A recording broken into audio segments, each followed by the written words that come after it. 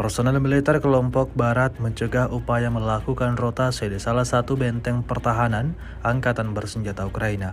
Rekamannya ramai beredar di media sosial Telegram pada Sabtu 2 November 2024. Awak UAV dari kelompok pasukan tentara tank pengawal Barat menemukan kaum nasionalis Ukraina ketika mereka mendekati posisi.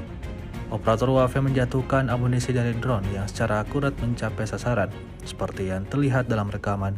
Hingga video ini beredar, beragam respon diberikan warganet.